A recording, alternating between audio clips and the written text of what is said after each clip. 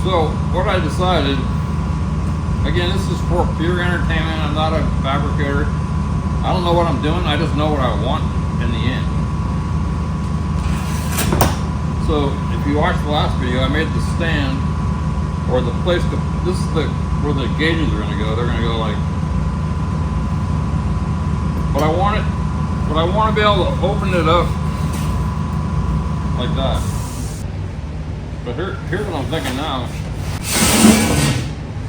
This will be sitting like that. So to open this up,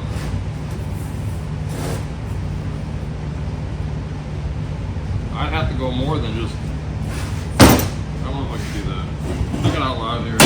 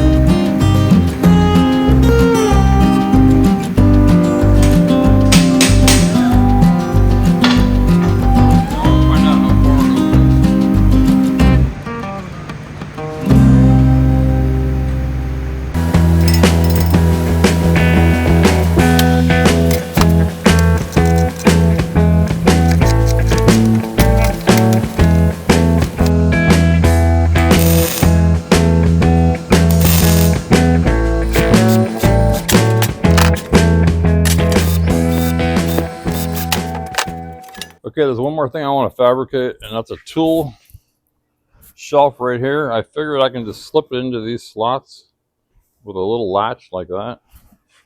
I think I'm gonna make it this wide, round corners, so I don't bang into it. So I built this thing just because I needed some way to strengthen this up because it was bending. Again, this is the bottom. I think I cut everything right. It'll just be like 1.5 inches thick and round corners and a straight edge. That's all I need. And then I'll have to put something on the back to hook into those metal tubes. So none of this stuff is cut perfect. I'm just going to take the straightest edge and put it down.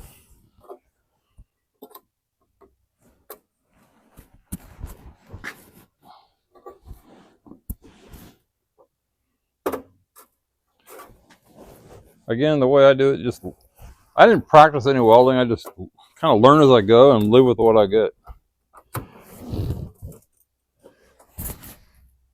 And then try to improve the next time around.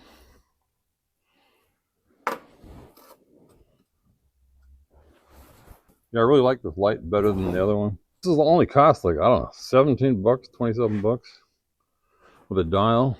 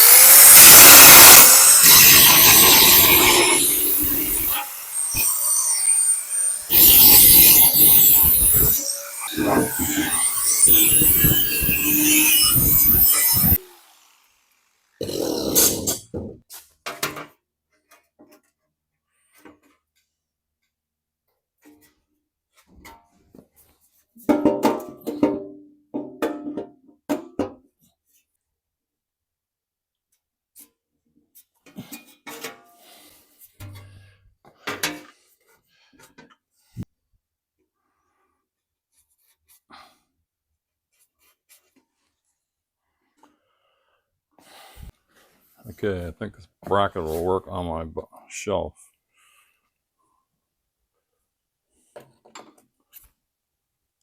I can't touch it, it's too hot. It's gonna slip in like that. So I gotta make one more. I think that's gonna work. Okay, I got these clamps in place and now I just have to weld it. So this whole thing will come off. So don't look.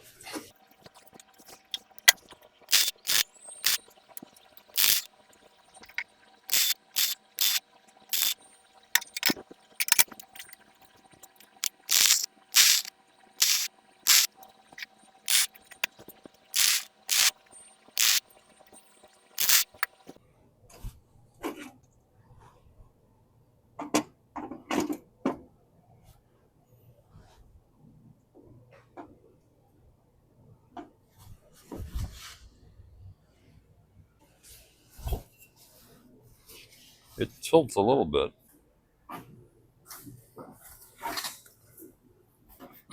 I welded little plates to the back. Sucker's hot. Let's see if it fits. And I put some more extra welds here. I still gotta grind this.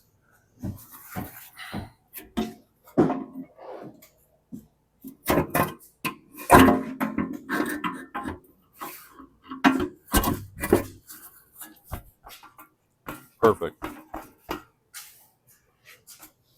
That's about 10, 15 pounds of pressure right there.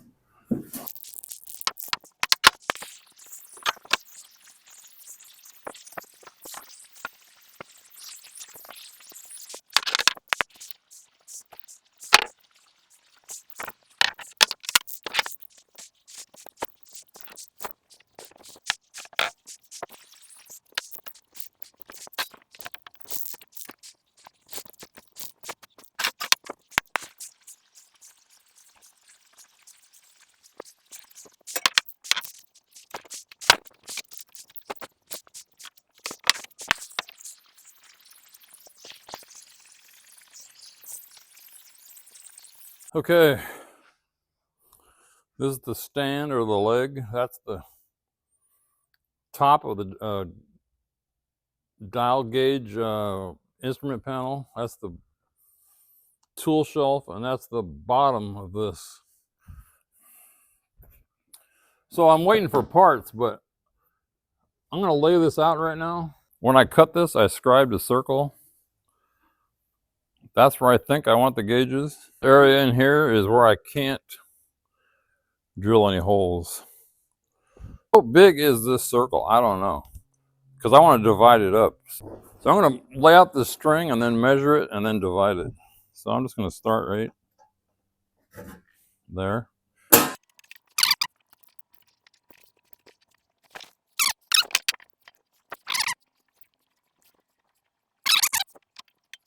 Okay, right to here.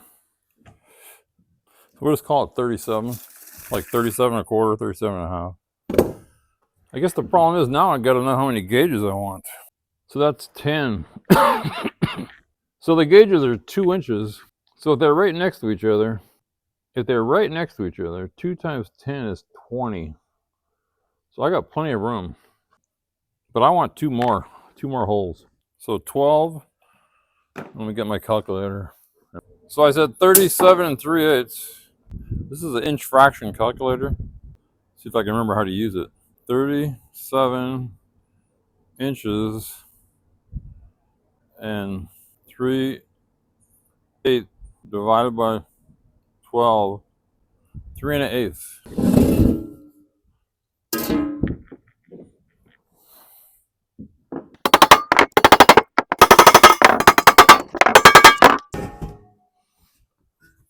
One, two, three. 1, 2, 3, 4, 5, 6, 7, 8, 9, 10, 11, 12.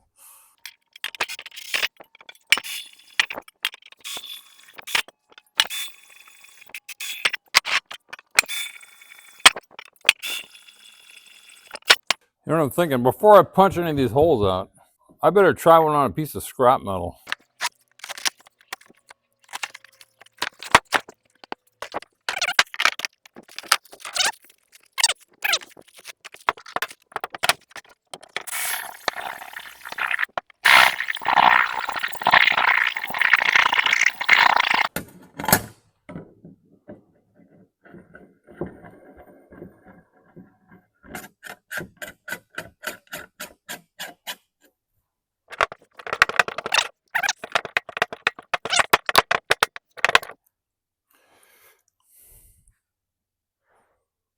That thing works great.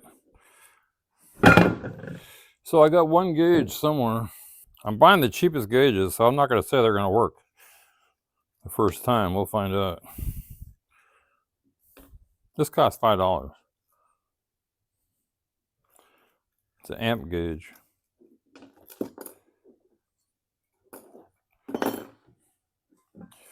Will it fit?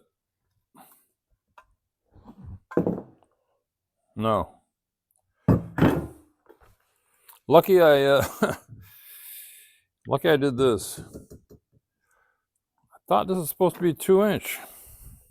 It says 2-inch. Did I not do 2-inch?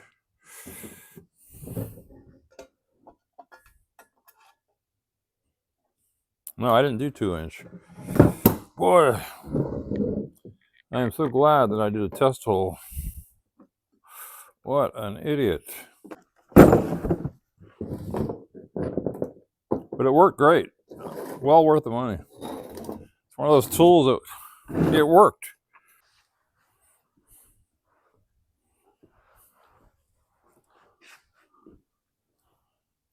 Right here. There's 2 inches. So this is in 16ths. So one,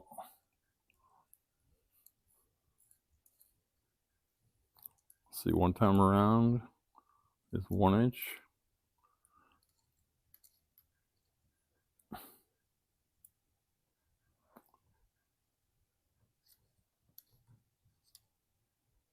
One and 15/16.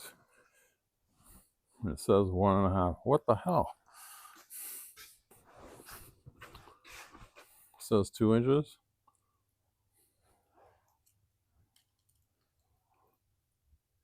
We're looking at this.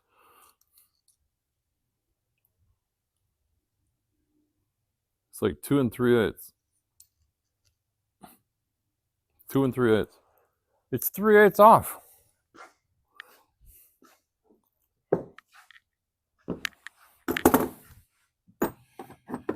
And the thing works so damn good.